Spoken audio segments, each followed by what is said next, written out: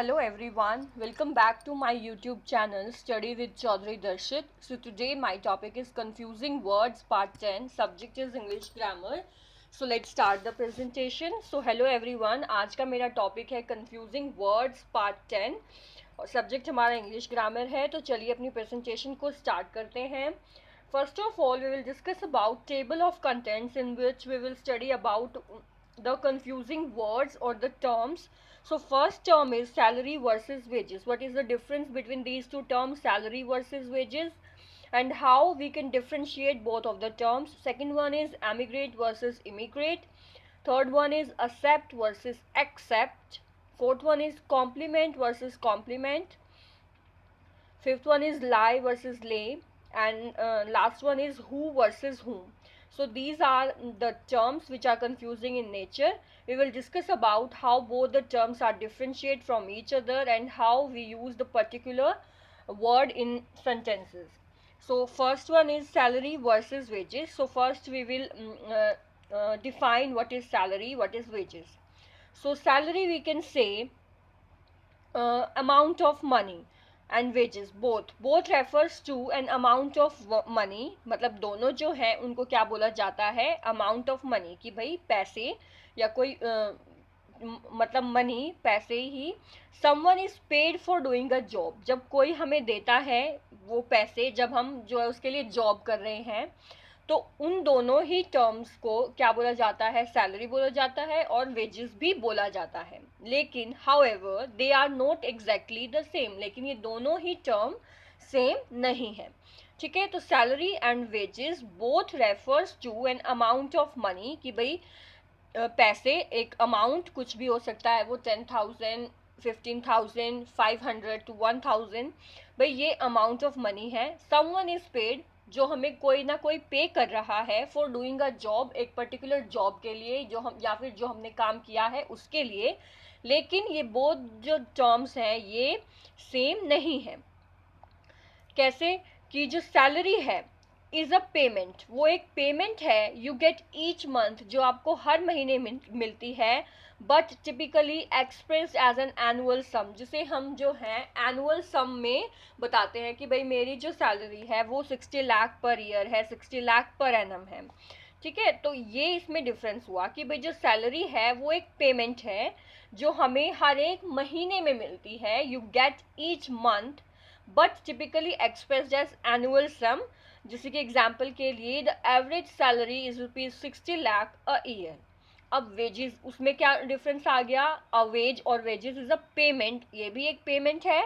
You get, जो आपको मिलती है डेली और वीकली, डेली भी मिलती है वीकली भी मिल सकती है, but typically express as early sum, कि भाई आर्ली सम का क्या मतलब हुआ कि भाई 3 घंटे में मुझे इतने रुपए मिले, 5 घंटे में मुझे इतने रुपए मिले, या फिर एक दिन में मुझे इतने रुपए मिले.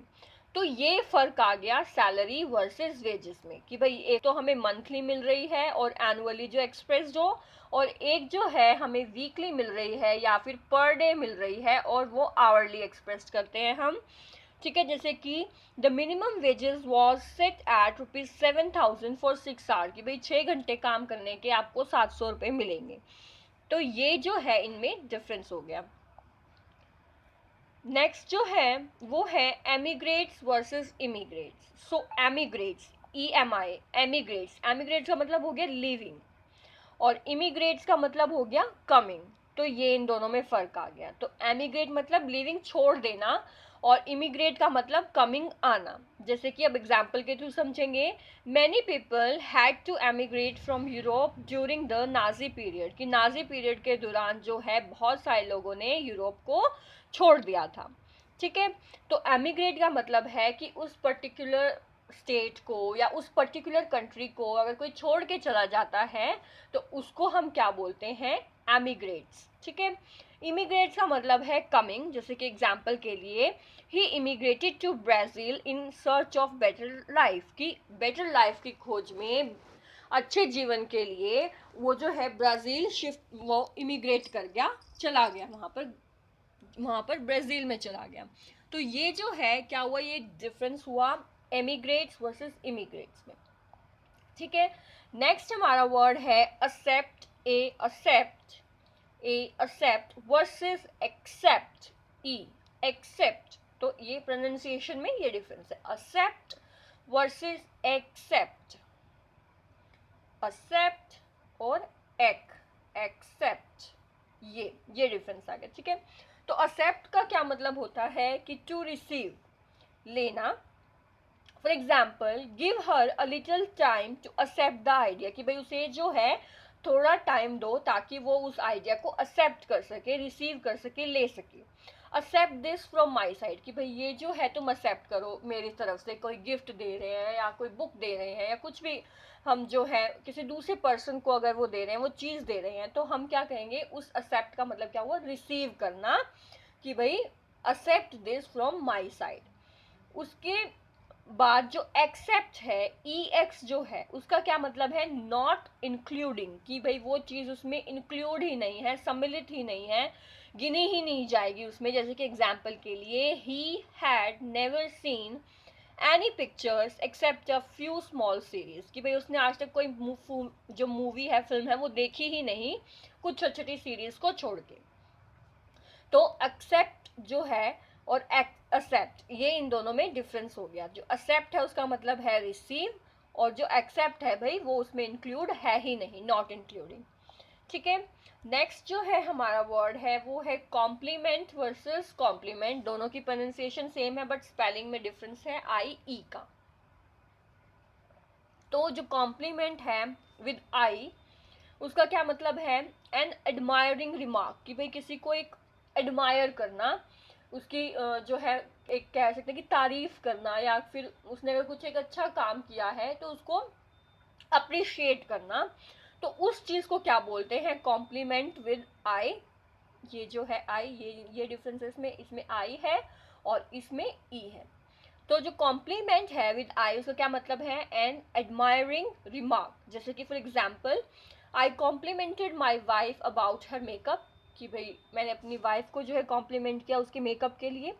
या फिर I compliment my college about the, sorry यहाँ पर कुलीग आएगा, colleague about the great business idea, कि भाई मैंने अपने कुलीग को जो है कॉम्प्लीमेंट किया क्योंकि उसने बहुत अच्छा बिजनेस आइडिया दिया था।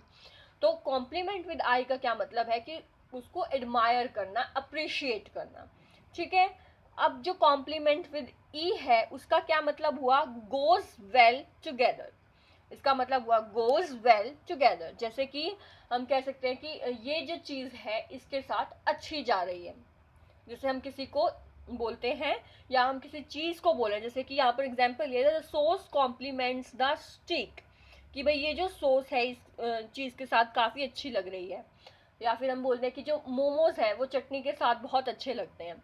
तो वो जो चीज़ हो गई वो क्या हो गई, कॉम्प्लीमेंट हो गई, जिसका क्या मतलब हुआ कि भाई वो उस चीज़ के साथ अच्छी जा रही है, गोज वेल टुगेदर। या फिर जब किसी को कॉम्प्लीमेंट देते हैं कि जो ईयरिंग है, the earring complement with this dress, कि भाई इस ड्रेस के साथ ये ईयरिंग जो है वो अच्छी जा रही है, गोज वेल टुगेदर। तो ये जो है डिफरेंस हुआ कॉम्प्लीमेंट वर्सेस कॉम्प्लीमेंट ई और आई में, ठीक है।